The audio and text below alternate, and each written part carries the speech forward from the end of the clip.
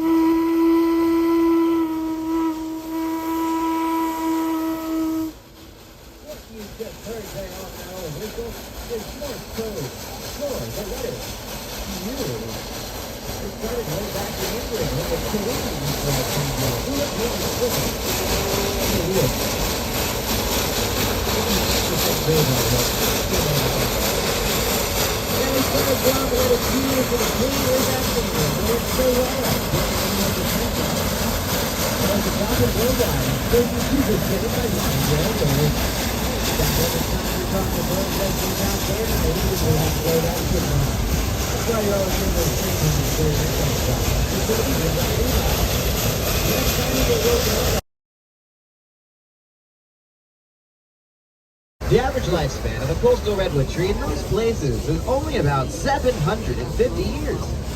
That's all. But here in this particular valley, because we receive fog every night, these trees can survive here for up to 2,200 years. These trees out here, though, look big ones. The roots, however, are the oldest living things on planet Earth. The roots of the coastal redwood tree can survive in the dirt here for up to 10,000 years. So the way this works is kind of neat because, how does the tree live shorter than the roots? Well, if you look at the base of a lot of these redwood trees out here, you'll see a whole bunch of cute little baby redwood tree sprouts growing out of the base of most of these trees in a circle around the tree. They're right there. That's the root system. That's the root system of that tree getting ready for that tree to get to its mature age and fall over. Once that occurs, the roots will then send all their energy to those cute little baby redwood tree sprouts, which will be quickly matured into a very small circle or cluster of redwood trees known as a cathedral grove or fairy ring, depending on what you're into. It's the same thing. Call whatever you want.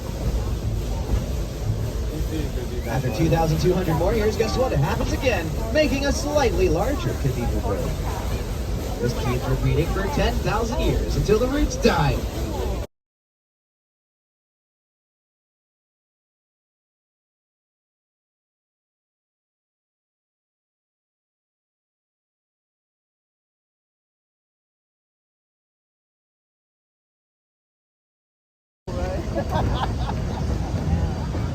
One thing to also consider right now is your four-engine crew.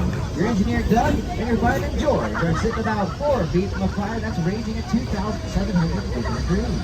The boiler itself is rated heat at about 500 degrees. And this, of course, brings the ambient temperature inside the little metal cap of that steam engine down there to a nice comfortable 120 to 160 degrees all day long.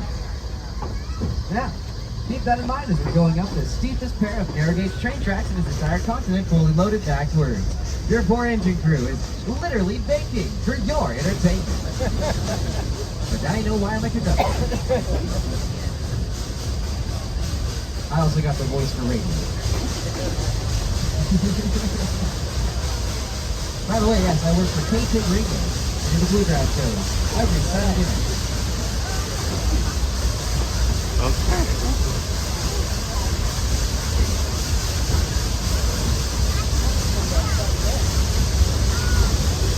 Yeah, we're driving it now. It's not just gravity. We're driving it.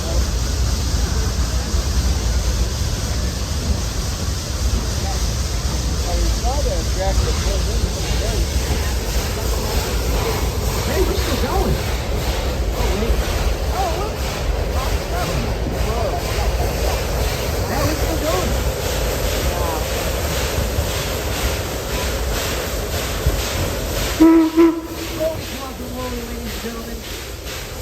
get breakfast today? If you did, thank you. We're pulling into Hallelujah Junction right now. In one try. Let's give those 420 guys down there a round of applause. They're making this as easy. Remember, this was 5 attempts yesterday. This is a pretty heavy train.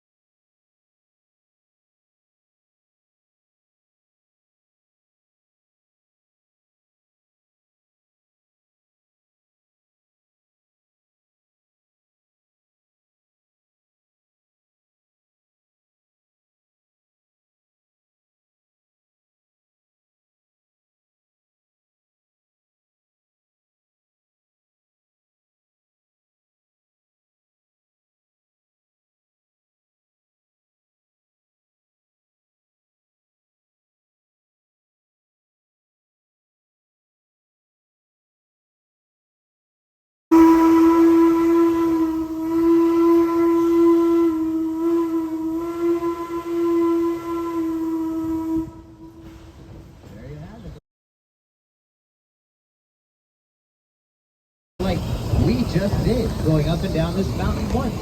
It leaves a whole bunch of random minerals at the bottom of that locomotive boiler that really mess up that steam engine really bad. So to help clean all those minerals out, the boiler is equipped with a very special valve known as a blow-down valve. It is a large hole at the lowest point of that locomotive's boiler where all the sediment likes to build up. And when our fireman George opens up that special valve, it lets a whole bunch of water and steam jet out of the side of the boiler with 200